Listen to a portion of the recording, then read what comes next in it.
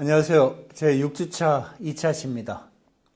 6주차를 마치게 되면은 이제 중반을 지나서는 거죠. 이제 7주차, 8주차 것에 이제 중간고사를 치르고 이제 하반기 또 이제 기말고사까지 공부를 하게 되는데 6주차 정도를 하게 되면은 이제 기본적인 개념들 그리고 기본적인 조사 방법은 왜 하는지, 조사 방법이 무엇인지, 그다음에 그 속에서 나오는 각 요소들의 개념들 이런 것들은 이제 어느 정도 파악을 됐을 거라고 이제 생각을 합니다. 지금부터는 이제 본격적으로 조사 방법에 있어서 중요한 것들 그리고 좀 어려운 것이지만 그래도 꼭 알아야 될 것들 이런 것들을 공부하게 됩니다. 자, 오늘은 신뢰도와 타당도를 이제 공부합니다. 자, 신뢰도와 타당도는 지난 시간에 일부 공부를 좀 했습니다. 기본적인 어떤 개념들은 이제 설명을 한번 했었고요. 이제 그 신뢰도와 타당도를 구체적으로 이제 어떻게 할 것인지, 신뢰도가 무엇인지, 타당도가 무엇인지 구체적으로 이제 알아보는 시간입니다. 자, 신뢰도와 타당도는 어떤 우리가 이제 지난 시간에 측정을 배웠죠. 측정에 있어서, 그 측정 단위에 있어서, 그 오류들이 나오는 거, 해서 이제 우리가 신뢰도가 있느냐, 아니면 타당도가 있느냐, 없느냐, 이런 것들을 이제 조사를 이제 하게 됩니다. 그런 것 단위인데, 자, 애매한 개념을 형상화시키고, 그 다음에 불명확한 어떤 내용들을 조작적 정의를 만들어내는 그런 과정. 조사 문제가 이제 가설을 형성해내는 그런 과정을 통해서 이제 우리가 이제 조사를 어떻게 할지 설계를 하게 되죠. 그 설계 과정. 이제 설계 과정에서는 측정 도구 내에 있는 불명확한 어떤 게 표현된 것, 그런 항목들, 이런 것들이 이제 오류가 있을 수 있겠죠. 아까 이제 가설 형성 단계에서는 그 개념화 시키는 거, 그 다음에 조작적 정의를 시키는데 오류가 나올 수가 있고요. 그 다음에 자료 수집에서는 이게 자료 수집을 하고 이제 표본을 만들고 하는 데 있어서는 어때요? 표본들에서 오류가 나올 수가 있죠. 이 표본들이 대표성이 있느냐, 대표성이 없느냐, 이런 거에 의해서 오류가 또 발생할 수가 있고요. 그 다음에 자료를 수집하는 과정에 있어서 잘못 판단된 자료들을 수집해서 사용할 수도 있고, 아니면은 또 그 자료 수집하는 데서 잘못 해석을 해서 적용을 시키는 방법도 있고, 하여튼 여러 가지 상황에서 우리가 오류를 만들어낼 수가 있는 상황이 여기 이제 자료 수집 과정에서 나타날 수가 있겠고요. 이제 그 자료를 분석을 하고 이제 조사를 하는 과정에서는 어떤 오류가 또 발생할 수 있는가 또 찾아보면은 이제 코딩 아니면 컴퓨터에 입력할 때 입력 시 이럴 때 잘못 입력을 하게 되는, 코딩을 잘못하게 되는 그런 오류가 또 발생할 수 있습니다. 자, 코딩이라는 것이 무엇인가 하니, 조사 분석을 하게 되면 반드시 우리가 활용해야 되는 어떤 기구가 있습니다. 근데 그게 무엇이냐면 이제 SPSS라는 툴을 이제 사용합니다. 이게 SPSS, 여러분들 개념문제 생각해보면 이제 엑셀 있죠, 엑셀. 엑셀보다는 굉장히 고도화된 어떤 툴이라고 생각하시면 됩니다. 여기에 이제 넣고 자료를 이제 기초 자료를 넣고 이거 분석을 하면은 여기서 이제 모든 계산을 해서 그 자료 결과치를 보내주는 그 엑셀과 같은 그러한 것들이 엑셀의 몇백 배, 몇천 배 이상의 고도화된 어떤 작업 툴이라고 생각하시면 됩니다. 이제 이것을 사용하는데, 요걸 사용할 때 SPSS 우리가 엑셀로 이제 그 기초 자료를 넣어야만 죄송합니다. 무슨 우리가 이제 제조업이나 아니면은 어떤 음식이나 뭐 이런 걸 할 때 어떻습니까? 기본적인 재료가 들어가야만 그것의 결과물로서 어떤 제품이 나오잖아요. 그런 것처럼 SPSS도 기본적인 어떤 재료가 들어가야 됩니다. 자, 재료, 기초 재료. 자, 기초 재료가 뭘까요? 우리 김치 만들 때 뭐가 들어가죠? 배추, 뭐 무, 그다음에 뭐 또 뭐가 들어갈까요? 고춧가루, 뭐 등등등 이제 또 지역이나 아니면 집안에 따라서 또 첨가되는 여러 가지 요소들이 있죠. 이런 것들이 들어가서 비로소 김치라는 제품이 나오죠. 그것처럼 SPSS에도 기본 재료가 들어가야만 그 결과치를 환산해 낼 수가 있어요. 자, 그럼 이 재료가 뭔가요? 우리가 조사를 해요. 아까 표본을 뽑았죠? 표본, 모집단에서 이 많은 모집단에서 표본을 추출해서 이 표본들한테 뭘 해요? 표본에 뭐 어떤 조사를 하죠. 조사를 하는데 뭐 어떤가요? 설문조사를 했어요. 설문조사를 했는데 이 설문조사의 값을 설문조사를 했는데 첫 번째 사람은 첫 번째 문항에 1번을 답했어요. 그 다음에 두 번째 문항에 3번을 답했어요. 뭐 세 번째 문항에 2번을 답했어요. 그 다음에 네 번째 문항에 4번을 답했어요. 그 다음에 또 두 번째 사람의 결과 또 1번을 답했어요. 2번을 답했어요. 3번을 답했어요. 4번을 답했어요. 그 다음에 세 번째 사람. 이런 자료, 요 답한 자료를 잡아 넣는, 요거를 엑셀에다 넣죠. 엑셀이나 한글에다 작업을 해서 넣습니다. 엑셀이나 한글에 작업을 해서 요 자료를 만듭니다. 요 자료가 SPSS에 들어가서 그걸 결과를 만들어내는데 요 자료 여기 잡아 넣는 요 작업을 코딩이라고 합니다. 요 작업. 굉장히 중요한 작업이죠. 요 작업을 잘못해서 두 번째 사람이 세 번째 문항에 답을 3번이라고 했는데 여기다가 3번을 쓴다고 잘못 써서 4번을 넣었다. 이런 결과치가 전혀 다른 답이 나오겠죠. 이런 것처럼 이 코딩 작업이 굉장히 중요합니다. 그래서 코딩이나 이 컴퓨터 입력하는 자료 이런 것들에서 발생할 수 있는 오류가 또 있을 수 있고요. 그다음에 그 연구 문제를 이제 해석하는 단계, 그다음 보고서를 쓰고 이런 단계, 가설을 검증해내는 단계. 이 단계에서도 자료 분석 과정에서 잘못 해석하면서 결과치가 다르게 나올 수 있는 그러한 오류가 발생할 수도 있죠. 이러한 것들, 이런 측정에 있어서의 그 각각의 상황에서 오류들을 발생할 수 있는데 이 오류들을 그 발생 원인에 따라서 나타나는 오류들 이런 것들을 우리는 측정 오류다 이렇게 설명을 합니다.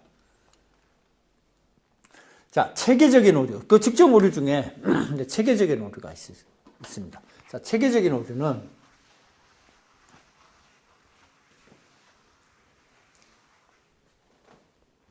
변수에 일정하게 체계적으로 영향을 주어서 변수에다 영향을 이제 일정하게 이제 영향을 줘서 측정 결과가 모두가 이제 높아지거나 낮아지는 어떤 그런 경향을 보이는 편향적인 어떤 그런 경향을 보이는 오류를 체계적 오류다 그럽니다. 자, 인구 통계학적 사회 경제적 특성으로 인해서 발생할 수 있는 오류들이 있는데 그게 뭐냐? 성별, 학력, 소득, 종교, 그다음에 직업, 인종, 사회적 지위, 문화 뭐 이런 등과 같이 인구 통계학을 잘못 자료가 있어서 아니면 사회 경제적인 특성에 의해서 일정한 방향으로 오류가 나타나는 경향이 있습니다. 이런 경우 이제 그 응답에서 이제 선행 효과 같은 경우인데 응답자가 이제 만약에 고학력일 경우에 고학력일수록 응답 문항 중 앞쪽에 있는 답을 선택하는 경우가 경향이 굉장히 높아요.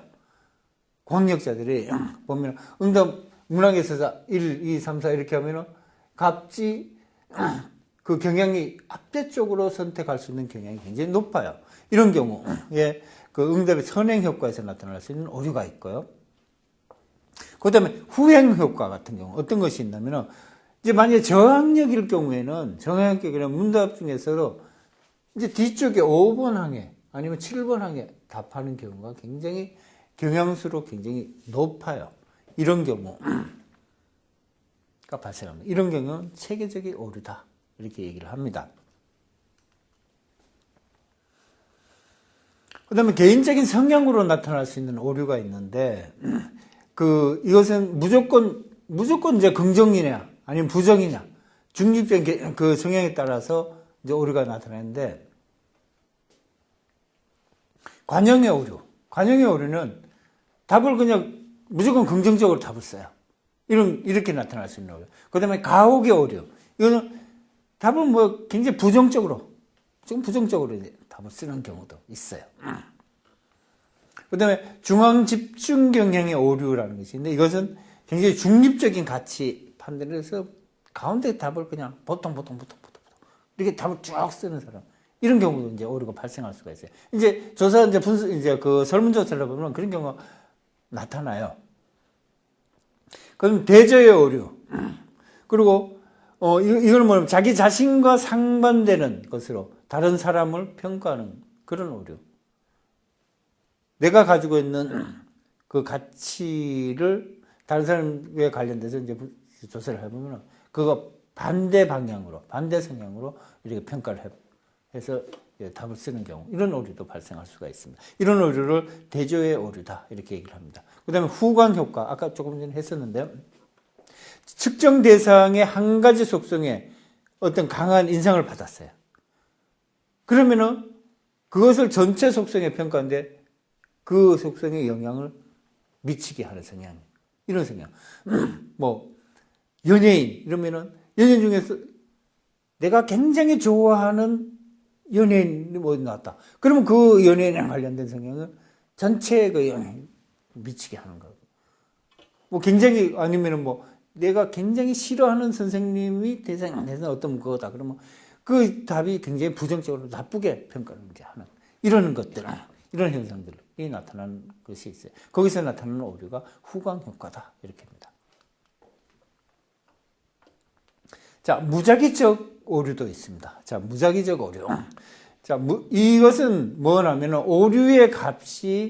오류가 나타날 수 있는 값이 인위적이거나 아니면 편향된 것이 아니고 굉장히 이게 분산되게 뭐 무작위적으로 답을 그럼 내용도 안 보고 그냥 막 1번 했다, 5번 했다, 3번 했다, 2번 했다, 4번 했다. 막 이렇게 무작위로 그냥 막 이렇게 하는 그렇게 나타날 수 있는 오류가 있습니다. 이건 이제 측정자로 인해서 발생할 수 있는 오류가 있는데 이거는 뭐냐면 건강, 사명감, 뭐 기분, 관심사 뭐 이런 것 같이 신체적으로나 아니면 정신적인 어떤 요인에 의해서 이렇게 뭐 대충 막 이렇게 막 나타내는 그런 방법이 있고요. 그 다음에 특정을 대상자로 인해서 나타나는 오류. 뭐, 이제 설문조사를 부탁을 했는데 이 사람이 너무너무 피곤해. 뭐 정신이 하나도 없는데, 그래서 조사하니까 마지못해서 그냥 대충 이렇게 해서 나타날 수 있는 오류. 그런 것도 있죠. 그 다음에 그 상황에 따라, 측정 상황에 따라서 나타날 수 있는 오류. 측정 장소, 측정 시간, 뭐, 좌석 배열, 그리고 소음, 그 다음에 뭐, 밝기, 뭐, 옆에 이제 부모님 앉아 계시거나, 이럴 경우에 대답이 제대로, 뭐, 장소가 막 굉장히 시끄러운 곳에서 막 소리가 하나도 안 들리는 그런 데서 막 소리 막, 이걸 어떡거야, 뭐, 이렇게 물었을 때, 그 답을, 그럴 때, 그럼 제대로 알아듣지 못하고 이러니까 내용도 잘 모르고 이러니까 그냥 대충 그냥 해버리는, 그렇게 나타날 수도 있겠죠. 이제 뭐, 청소년을 뭐 또, 이제 조사를 한다. 근데 부모님 옆에 앉아있다. 그러니까 그 학생은 이제 부모님 눈치를 봐가면서 막 그러니까 제대로 답을 안 쓰게 되죠. 그런 경우. 그렇게 해서 나타날 수 있는 오류도 있고요.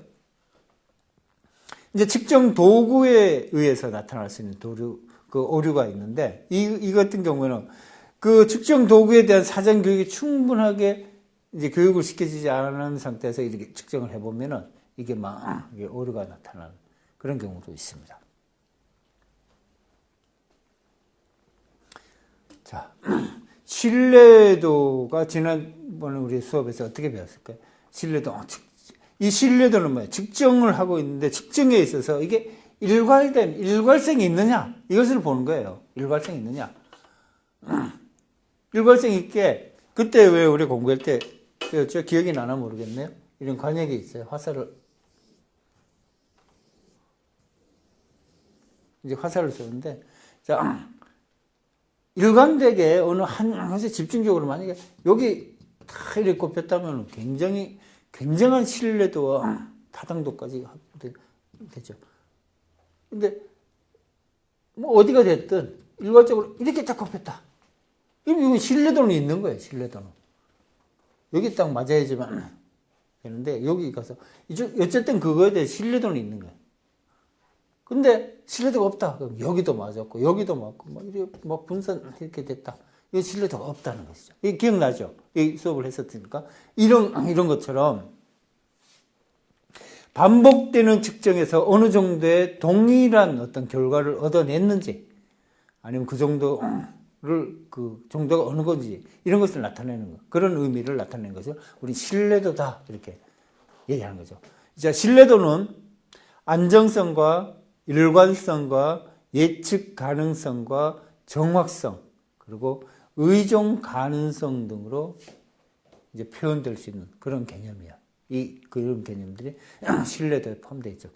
이런 개념들, 뭐 안정성, 일관성, 예측 가능성, 정확성, 그다음에 의존 가능성, 뭐 이런 것들이 포함되는 개념. 그런 것이 신뢰도다. 이렇게 얘기를 할 수가 있습니다. 그리고, 이 신뢰도 검사는 재검사법. 우리가 했던 것을 한번 재검사를 다시 또 해봐요. 그럼 맞는지 안 맞는지. 그 다음에 반분법, 대안법, 이런 방법들로 이것을, 신뢰도를 측정해 볼 수가 있습니다. 자, 재검사법은 뭐 어떤 거냐면은 동일한 상황에서 동일한 방법, 동일한 측정 도구로 동일한 대상으로 두 번 반복을 해보는 거예요. 반복 측정을 해서 결과를 비교해 보는 거예요. 결과를 비교해 보면 똑같은 값이 나온다. 이러면은 그것은 정확도가, 신뢰도가 있다. 이렇게 얘기를 할 수가 있죠. 자, 반분법은 측정 도구를 반으로 이제 나눠요. 반으로 나누어서 같은 시간에 각각 독립된 두 개의 척도로 이제 사용을 해봐요. 그렇게 해서 같은 결과의 값이 나온다. 그럼 신뢰도가 있겠죠. 이렇게 반으로 나눠서 결과치를 세분해보는 거. 그런 방법이 이제 반분법이다. 이렇게 얘기를 할 수가 있습니다. 그 다음에 대안법은 무엇이냐 하면은 서로 다른 두 가지 형태의 측정 도구를 사용해서 동일한 대상으로 차례로 측정을 해봐요. 그래서 그 점수들 사이에, 그 점수 나온 점수 결과치의 그 사이의 상관관계를 통해서 신뢰도를 검증하는 방법. 그런 방법이 이제 대안법이다. 이렇게 얘기를 합니다. 자, 관찰자 신뢰도. 이 관찰자 신뢰도는 그 어느 한 측정 도구가 있어요. 그 측정 도구의 결과를 관찰자나 면접자를 달리 둬서 그다음에 측정한 결과를 비교해 보는 그런 방식이에요. 그런 방식인데 이제 사회복지 시설이 있어요. 사회복지 시설이 이제 대한 어떤 평가를 한다. 평가를 하는데 평가를 하게 되면 평가단이 이제 가서 이제 막 여러 가지 요소들을 다 보겠죠. 여기 이제 평가팀에 교수 한 사람, 공무원 한 사람, 그다음에 실무자 한 사람, 뭐 이렇게 해서 세 명이 이제 한 팀을 이뤘다. 이러면은 이 평가팀이 동일한 시설에 대해서 평가해서 비슷한 평가 점수가 이제 나야만 어떻게 해요?